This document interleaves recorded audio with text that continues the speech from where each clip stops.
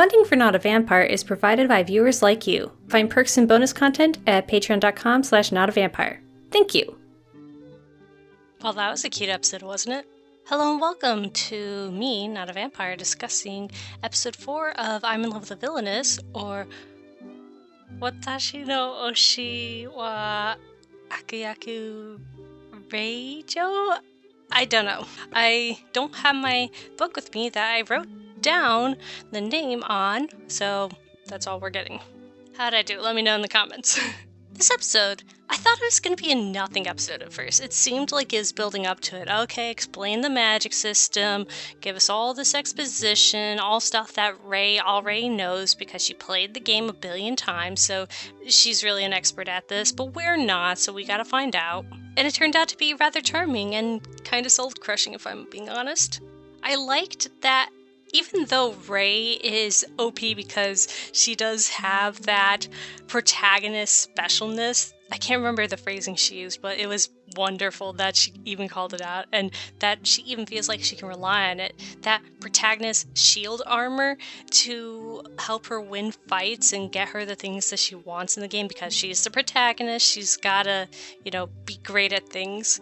But then it backfires, like her accidentally showing off her magic abilities in front of everyone unprompted, and then having to decide which prince is gonna save her from the slime monster. Because it's supposed to be a prince, there's not supposed to be another option. I loved watching her struggle over that decision. Like, I can't allow the affection for me to grow with any of the princes. I don't want the first and third prince to fall for me, and Thane falling for me would be the absolute worst because Claire loves him, so what do? Call for Claire. Oh, Claire's in the same position. But then it's so cool how the universe then seemed to bend and change to reflect Rei's wish. You really get the sense that this story, like the reincarnation that Rei is currently experiencing, is for Rei's benefit. She is in some way the ruling force, like the invisible hand that controls this universe in some way.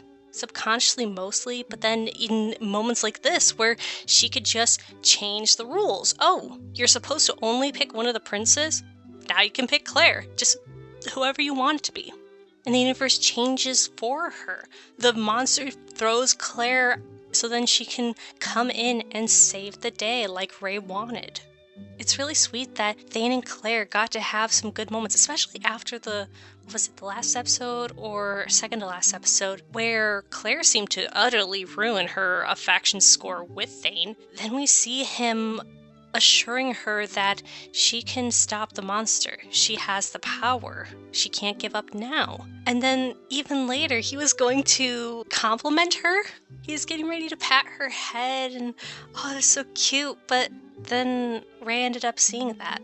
At once, she's happy for Claire that Thane has not turned his back on her and basically written her out, but then also it just reaffirms for Rei that her love for Claire is never going to be returned. So why is Rei watching this?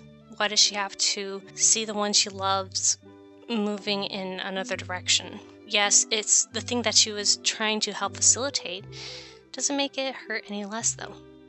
But then she had to step on the damn stick. And I love how she literally says that Claire ruined the flag that she set. She sacrificed it. It was just so... Throughout the whole episode, the princess kept saying, wow, Rei and Claire, you guys, you're such good friends. You're so close, aren't you? And I was like, nah, they're just fighting like normal. But it was this moment where Claire leaves Thane, leaves him mid-head pat. She was about to get a head pat from the guy. Leaves him to go yell at Rei for running off on her and making her worry. That, more than anything I've seen so far, makes me really feel Claire's hidden affection for Rei. It adds into the feeling that I was getting that Claire somehow recognizes and understands that Rei is trying to not outshine, that she somehow knows that Rei isn't trying to stand out magically, and her seemingly one-upmanship of Rei was to draw the attention away from her.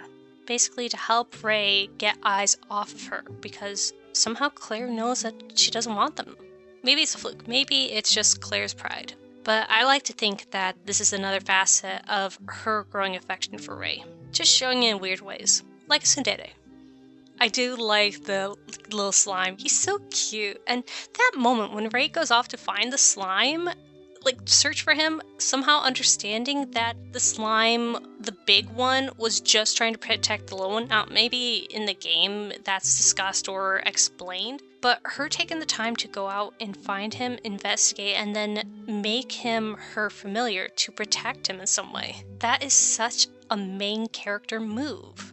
That is something the main character of an otome game, the one who constantly proves why she's more special than the randos, the villainess, all the others, why she is more deserving of her chosen character's affection. That follows such with the otome protagonist.